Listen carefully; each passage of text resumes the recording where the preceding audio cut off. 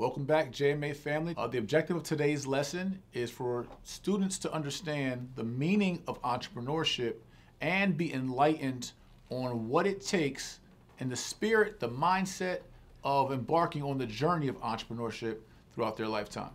So in this lesson, I'm going to be talking about, again, that spirit and that mindset, the intangibles of what it takes to be an entrepreneur. But first, let's just define entrepreneurship.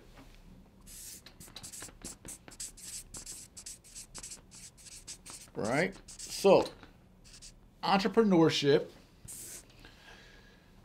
is the process of establishing a business or organizing or running a business and taking on greater than normal financial risk to do so, right? So entrepreneurship is someone deciding in their lifetime, like, hey, I'm going to take my shot at formalizing something. What that thing is, we don't know. We know it will be some type of PGS, product, good, or service that I want to bring to the market, right? I want to bring to the people.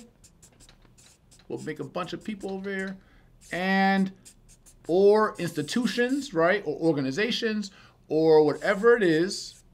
I'm ready to bring a PGS or service to the people, to the public, in exchange for some type of compensation that goes back to my business, back to me, back to my family, right?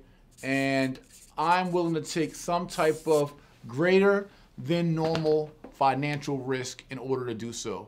That's entrepreneurship in a nutshell. Is that you're offering something to the world. It's not guaranteed it's going to be received well or that's going to compensate you well, but you're willing to take those financial risks in order to bring and innovate and lead and trailblaze, pioneer, all those words, in order to bring it to the market in order for you to be able to make some kind of profit, which is, in essence, just work. But it's the different kind of work, as we talked about, work versus work. You're working. You got to work your idea. You got to work your plan. You got to work to bring it to market. You got to work to calculate your financials. You got to work to build your business plan. You got to work to hire, to fire, to promote, to package, right? To analyze. All that stuff is work, but you're working on behalf of your future legacy. Again, legacy being defined as real estate, assets, capital, money, that is the amount of that's passed down to one's heirs. And so that's the spirit of the entrepreneurship, is being motivated by also the financial freedom, the lifestyle you can create for yourself, the fact that you are in control, the fact that you are tapping into hopefully your purpose or your talents at least, and being able to package your talents, your gifts, whether they be an intricate part of this product, goods, or services, or your gift is just being a visionary and being a strategic, critical thinking person that can take others' product, goods, or services and bring them to the market. No matter what that looks like, the goal is for you to receive revenue, inevitable revenue that supersedes your expenses, which is profits, back to your business. In our other courses, again, just a small little tidbit, we talk about gross revenue, right? Gross revenue is revenue, right? Or money received into your business before expenses. So gross revenue equals before one takes out any expenses, right? Well, you pay folks, the cost of your goods, the cost of marketing, the cost of hiring your team, etc. So before those expenses, that's your gross revenue, and then you'll inevitably receive a net revenue, right, for your business, for your company, for yourself, which is, again, after, right, the amount of revenue after expenses. That's your net, right? And so the goal is to get to a high net, to high profitability. Your net revenue equals true profitability, right, for your business. So the goal is to make profits so that you can leave a legacy, that you can have financial freedom, you can be in control, you can expand your business, expand ideas, and you can employ folks and be able to leave your mark by offering some quality product, goods, and services to the market. Now, in order to make these big, hairy dreams like this come, right, this entrepreneurship dream come to fruition, I have a formula, right? It's an intangible formula. It's not something you're going to find in many textbooks or school books, but it's something that I've applied in my real life, that I have been able to teach and mentor tens of thousands of students on, that hopefully has, and I know for some of them, has really translated into their success, has translated into the evolution, the scalability of their business, and has helped them fulfill their entrepreneurship journey. So remember, entrepreneurship is creating, organizing a business, an entity that will bring these products, goods, and services to the market, but you're taking on these greater than financial risk. So how do you have the level of, one, the spirit, but the level of mental toughness, emotional toughness to be able to take on these risks against all odds? And you'll find out, and I'll give you some of my personal stories of entrepreneurship. There's been times in several of my businesses where all the money was paid out. I still had folks to pay, and you got to start borrowing money, taking high interest loans. You might have to even pawn some jewelry. You have to do whatever you want to do to double. If you really believe in your vision and your business, and if you create your business model the right way, which we'll show you in this course, you'll have confidence in the vision of what others even haven't even seen yet. And that's one of the hardest parts of entrepreneurship, is outworking the work, working past your circumstance. So what you guys are going to learn today is something I call OWTW, which is simply outworking the work. And what I mean by work here, outworking the work, I'm talking about your obstacles, your circumstance, your finances, your background, right? Your flaws, outworking your excuses. Is that by no means as an entrepreneur, see, this is what you have to drop much of which we've had through school, through our home lives, on sports teams, etc. When you are an entrepreneur, you are fully accountable. There is no one to even make excuses or to pass the buck to, or pass excuses to, because you are at the top of the food chain. So you must immediately, right now, if you ever plan to be an entrepreneur in your life, you have to immediately strip away all the excuses, because you know what? No one cares. Your staff doesn't care. Your advisors don't even care. The market doesn't care. Your customers don't care. They don't care that your website crashed. They want to know, where's my product you promised me? I paid you. And so you have to produce by all means necessary. You have to perform by all means necessary. You have to be profitable by all means necessary. And so you have to work past all trials, all tribulations, all obstacles, all burdens, all excuses, everything that's in your way. And here's how you embody that spirit and that mindset in order to do so. It's a formula that we call B, B, B, P. Right? These four letters are going to mean everything to you along this journey. Because I can tell you firsthand, there's been times where you're going to hear the word vision a lot, because the spirit of entrepreneurship is being a CEO, the chief executive officer, and being a visionary.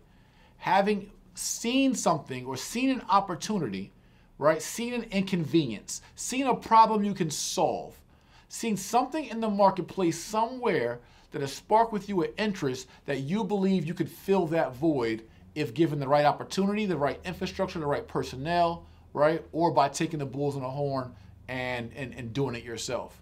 But in that, seeing that vision, it does not mean the universe is going to open up and say, hey, you're so smart, you deserve this big old, this big old bag of money, this revenue, this profits, this great business. You have to earn your way to a reputable business, right? You have to earn your way to profitability. You have to earn your way to respect in your organization. You have to earn your way to credibility in the market. And this is going to be the formula in how you endure, right? So I think that's if I would give you kind of a key to all this, it's really your endurance. How do you endure as an entrepreneur, right? When your parents may not believe in your vision, when your best friend may not believe in your vision, your significant other may say, honey, just go back to sleep, like go to work in the morning. But you have what's the first B is a burning desire, right? You may have a burning desire or a burning vision. Like, it makes sense. You know in your heart of hearts that it makes sense. And here's how I give a formula for you all to kind of figure out if that burning desire, if that vision you had is worth you actually pursuing. So we're going to come back to this. So again, you're going to see a lot of acronyms throughout this course. It's just a great way to try to remember many business principles and best practices and points, right? But what I believe is CVD, when you have an idea or a burning desire, right? And we all get them, right? You say, I remember one time I was younger, and I still think this might be a good business, and hopefully, no one steals this and makes millions off of it. But I always would, in the shower, we would get, like, eventually as you bathe, especially if you're using bars of soap, you get all those little bitty bars of soap. And I used to be like, there's like 1 million of these bars of soap. Like, why aren't we reusing these bars of soap? So I always thought of a concept, right? This desire I had that I never acted on, and I'm sharing it with you all vulnerably and transparently, is why can't we take those bars of soap and simply use a compression machine, like a little plastic compression machine, screw them on tighter because the soap is moldable, and then mold all these little mini bars into one big bar. And I ran it by, I think, maybe a girlfriend at the time or a friend, and they were like, ew, you're gonna mix up all those bars of soap? Like, that'd be disgusting. And so then I was like, all right, I guess it's not that good of an idea. But that idea could have been innovated. There might have been a way to desanitize, or maybe some people don't even care because it's their soap in their bathroom. So, hey, I'll use up all my bars of soap. Instead of spending $3-4 for a new bar, I can simply use this machine, this little quick machine, and compress it. Maybe kids find it fun in a bathtub, right? And so this was an idea that I had that I never acted on amongst many. But the focus is, or the idea is, you're gonna see opportunities in the market. You're gonna see areas of inefficiencies or deficiencies. You're gonna see ways to create conveniences. You're gonna see ways to entertain. You're gonna see where there could be products, goods, and services that can help solve problems. And with that, you're gonna get some that are gonna be crappy ideas. And some are gonna be really viable ideas, but you're gonna get talked out of them. No different than even me getting into real estate. Real estate investment is an age-old industry. As we talked about in our R course, real estate is, the earth is one big ball of real estate. Everything we're in is real estate. But yet, when I was going to enter real estate at 25 years old, everyone said that's a bad idea. Although it's one of the most viable industries in the world, because they were new to it, they didn't think that I had the capacity, or they projected their fears onto me. A lot of times folks will project their fears or their insecurities or their disbelief in themselves and then put it on you because they don't think they could do it. And so I almost got talked out of, just doing real estate, right? Creating a real estate business, being involved in the industry. And, if I had listened to that, I would not be your instructor today, and who I am today, and the Jay-Morrison Academy wouldn't be what it is today as one of the most reputable wealth education institutes in the entire world. And so the CVD formula is simply, if you get a burning desire, burning idea, simply check it out. Look into it. Check it, right? Like, really look in and see. And the way I check is poke holes in it. Like, okay, first give your idea some credit, and now try to crush it. Try to rip your idea apart to shreds, and where you see deficiencies or holes, see if there are plugs for those holes. So yes, you've seen one problem, but can that problem be pretty easily, or even if not easily, but can it at all be remedied? Right? If you find a deficiency, if you find a hole, but that hole has a fix and has a remedy, there's no more hole. My saying is, there's no such thing as problems, there's just lack of solutions. So as an entrepreneur, if you embody that formula, and I suggest everyone write it down or highlight it in your books, there's no such thing as problems. There's just lack of solutions, or there's just a lack of solutions. And so if you look at life like that, and you look at your business like that and say, you know what, I'm thinking about starting, I want to figure out a need in the market. And a need in the market is that working class folks, that urban investors and developers, minority investors and developers cannot find enough capital. It's too hard to find capital. It's a good old boys club. It's an insider's game. The banks aren't lending money. And I want to find a way that working class, non-accredited, and everyday folks can pool their dollars together to be able to fund great deals that are right under their nose or right in their community. And so that was a need that I saw. Being in the industry, I saw that many real estate investors and developers just could not get the adequate funding from the bank. They didn't have a rich uncle. They weren't in with the who's who of the hedge funds, and they needed to figure out a way to participate in real estate deals and needed more capital. So I thought it was of a cool idea to raise capital, leveraging social media and marketing and other influencers to be able to raise that capital to be a capital partner for the urban community, minority community, or socially responsible investors, etc. And that idea birthed as a Tulsa Real Estate Fund. But in the beginning stages of that idea, which took 4 years to come to fruition, 4 years of R&D, research and development, 4 years of compliance, 4 years of all of what you're going to learn in this course about building business plans and infrastructure and business development and business model development. So through that time, though, some questions came up. And one of the questions was, from a regulatory standpoint, how do you do this? Because there's compliance issues. You just can't publicly raise money, right? So holes started to come up when it came into building out this vision that I had no idea what it would be. I didn't even have a name for it. It wasn't Tulsa Real Estate Fund at the time. It was just a model. It was an opportunity. There was a gap of convenience. There was a need in the marketplace. There was a problem that needed solving. And so I wanted to bring the idea to the market. So I had to check that idea. I had to do some research, right? So part of checking it is your R&D, right? Research and development. It's all part of checking your idea. Like really looking into it and ripping it to shreds. And then I started to see that all the quote unquote problems had really soft answers and no one was as diligently looking at it in reverse engineering or working backwards into plugging those holes. And so as I did that, I checked it, and now I get to the V, which is vetted, right?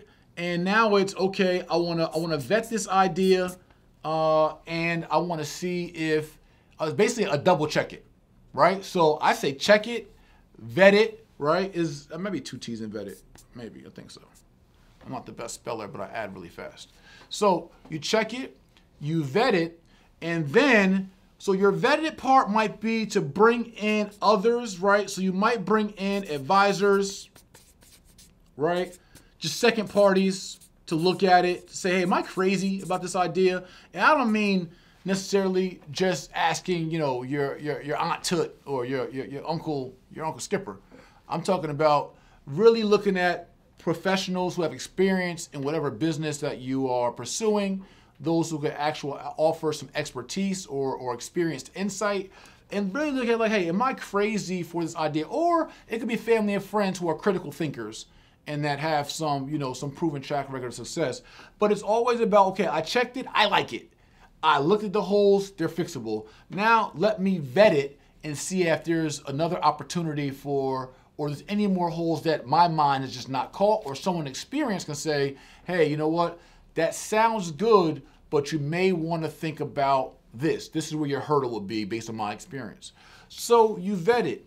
You check it, you vet it, which is basically double checking it. And if all that pans out,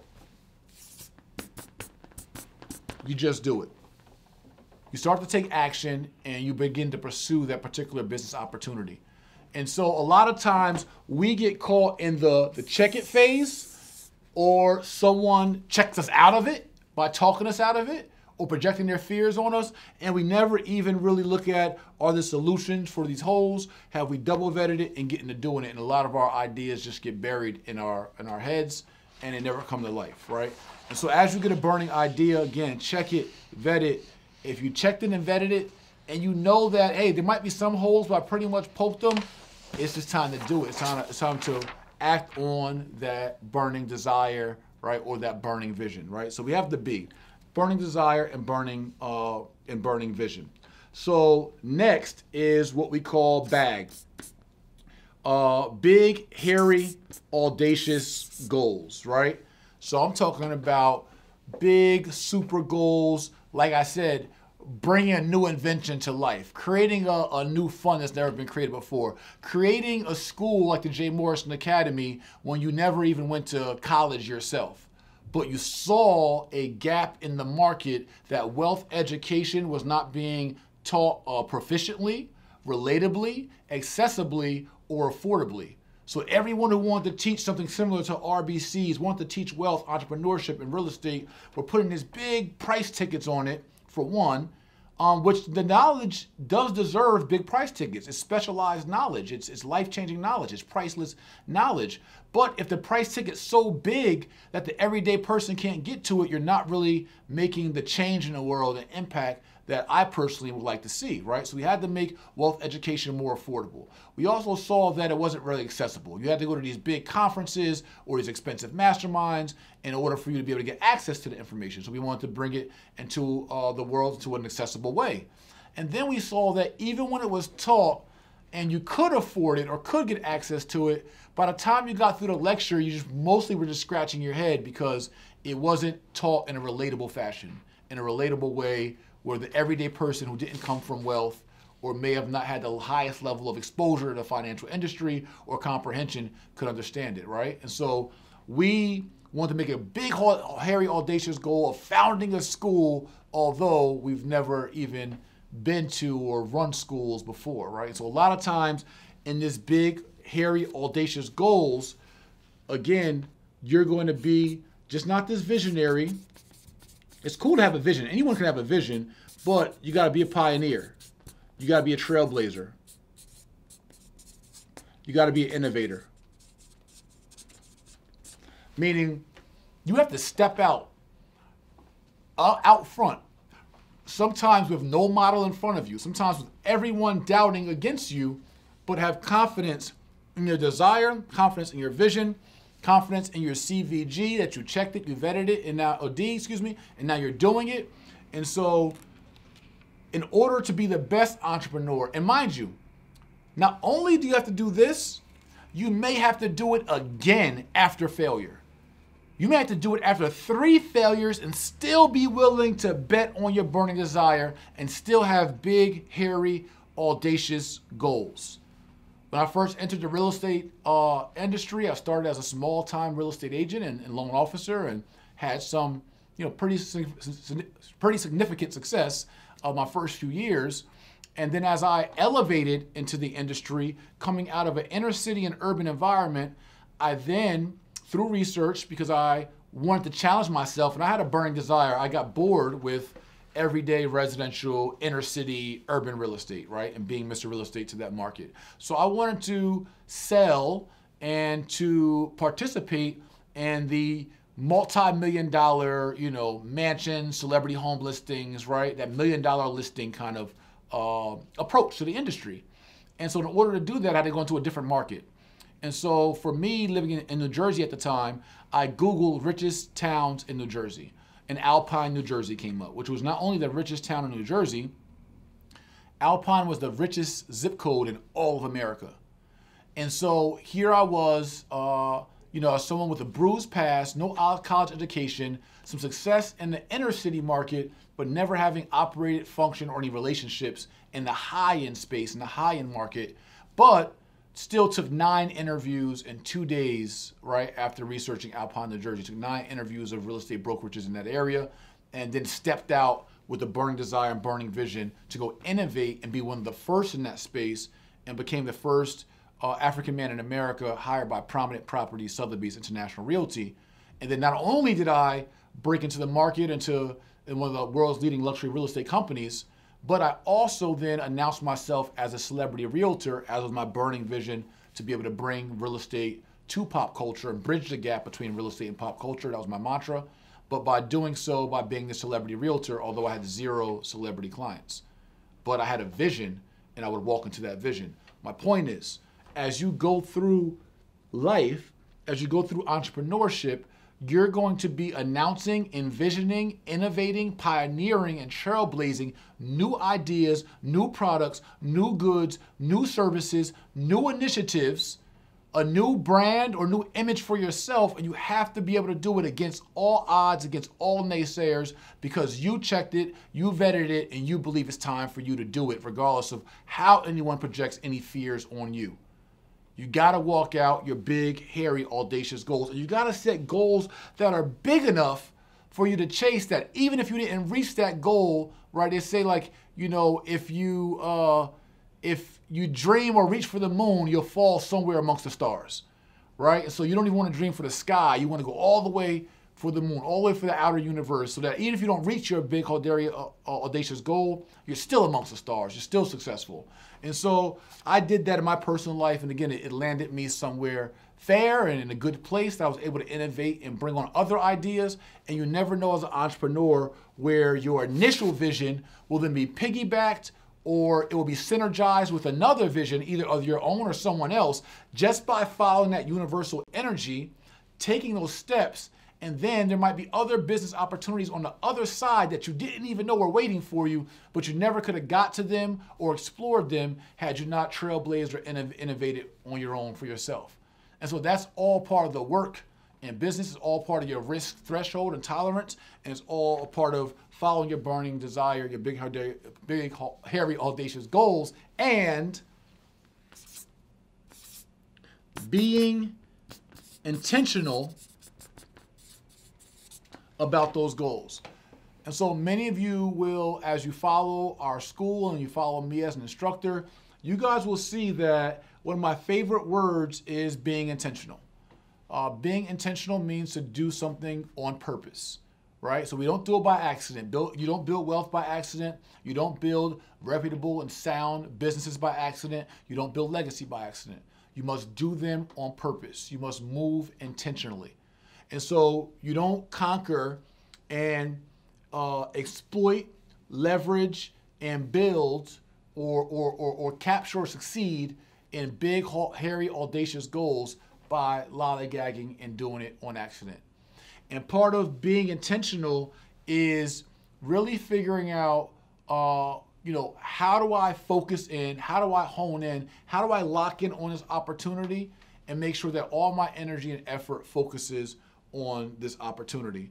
And I'm going to give you guys a lesson on that in some of the future courses. So remember this, being intentional. I'm going to do a breakdown for you on how to prepare yourself to be the most intentional person and a successful intentional person by using another formula that we have that I must share with you that we won't have time to get to in today's class and lecture. But in you pursuing your intentionality, the next phase is for you to persist. This is very, very big as entrepreneurs. Your ability to get knocked down, knocked off your horse, but to dust yourself off, to shake yourself off, and even put a smile on your face after getting knocked down and failing forward, that is going to be one of the largest components of what separates the successful entrepreneur from the entrepreneur attempter, right? Someone who just attempted it, who took a shot at it, who poked the finger in it, but wasn't all in. You got to understand that in innovating, in good ideas, you look at some of the biggest businesses in the world, you look at Microsoft, you look at Google, you look at Apple, you look at Disney. These businesses did not necessarily get their models right the first time. And the entrepreneurs that created those businesses had not, in most cases, it been their first rodeo or first round of attempting an idea or business. So many times you're going to attempt an idea or a business and it may not go as your vision had planned. And you may end up even bailing out on that business and going into a whole new industry. You got to innovate, create, market, build relationships in a whole new space in order for you to be successful. But what you have embodied in the spirit that you embody as an entrepreneur is that I'm going to use my gifts, my talents, my resources, my vision. I'm going to have a burning desire for it. I'm going to use it to the best of my ability. I'm going to continue to do bodacious and audacious and bodacious goals. I'm going to set some like life-changing, I can't believe you thought of that. Like, what made you even go there? Like, why'd you, right? Like, you have to have that kind of mentality and not be fearful of what's on the other side, and continue to innovate, be intentional about it. And even if it doesn't go right, persist and understand that the success on the other side or future vision or endeavor is well worth your resilience and your persistence. And this is how you embody the full spirit of an entrepreneur as we prepare you for entrepreneurship and your journey in the future. All right, see you guys on lesson 3, and we'll talk soon.